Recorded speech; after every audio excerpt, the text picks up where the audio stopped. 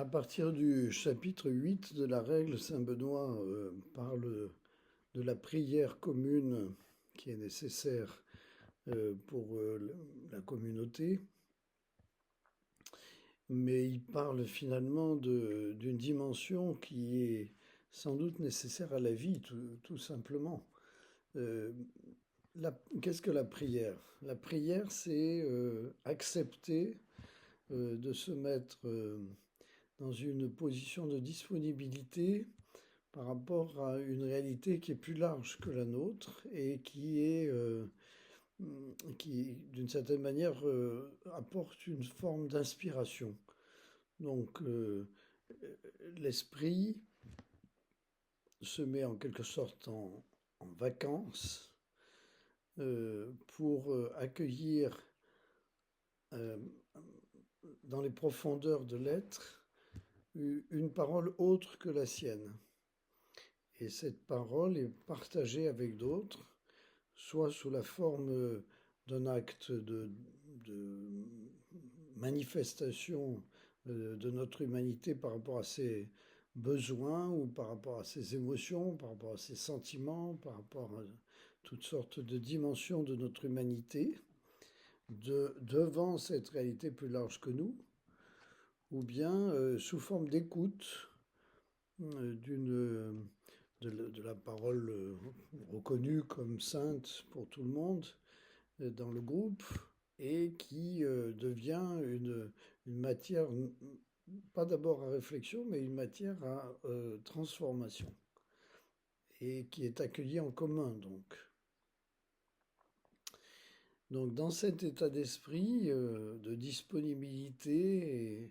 et de manifestation de notre condition de chair, avec tout ce qui la caractérise,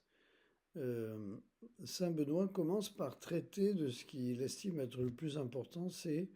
ce cri qui monte de la part de notre humanité au cœur de la nuit. La nuit étant le lieu du mystère, le lieu du non-dit, le lieu aussi de l'espérance. On espère toujours que le jour va se lever et que la traversée de nuit de notre humanité ne sera pas le dernier mot de l'histoire. Et donc au cœur de cette nuit, avec toute l'humanité dans son ensemble, euh, la communauté humaine qui se rassemble ici porte en quelque sorte les désirs, les sentiments, les pensées aussi de tout un chacun pour les tenir euh,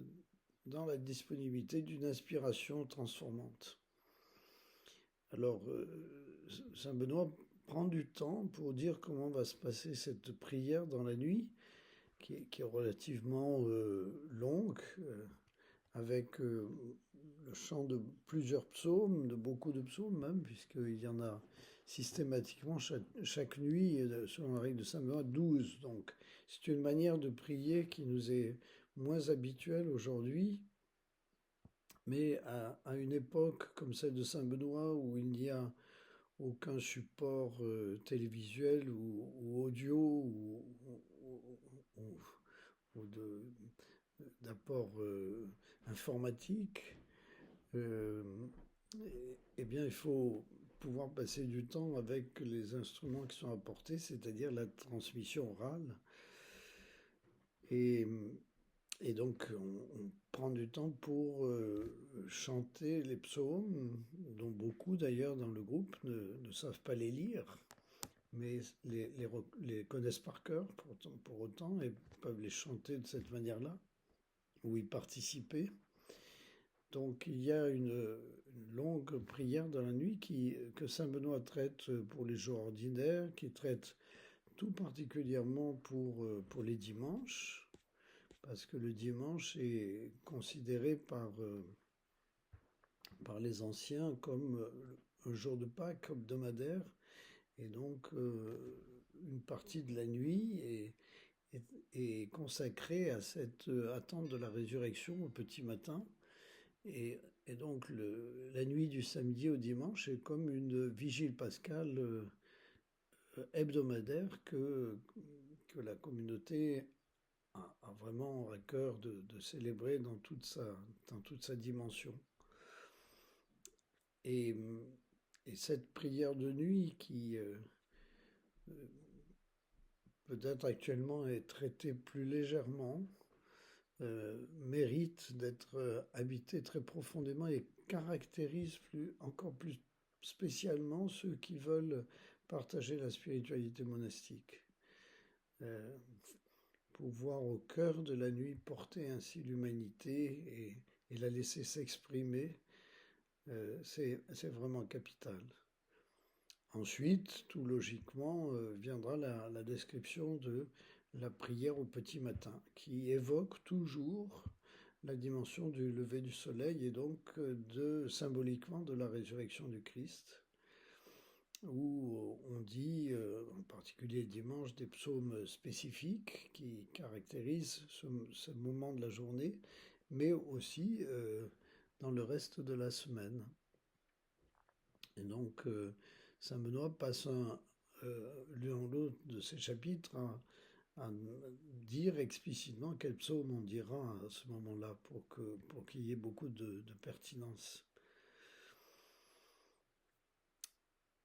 Et de cette manière, petit à petit, l'organisme de la prière se met en place avec ce schéma d'une préparation à l'écoute par le cri des psaumes qui se fait entendre d'une manière un peu large, puis l'écoute de la parole de Dieu au milieu, après ce cri des psaumes, et puis une réponse à la parole de Dieu avec ce qu'on appelle des répons, ou bien le cantique évangélique du matin avec le cantique de Zacharie dans Saint Luc, ou bien le cantique de la Vierge Marie, le Magnificat le soir, et puis une prière litanique, et puis le Notre Père et la prière du jour. Donc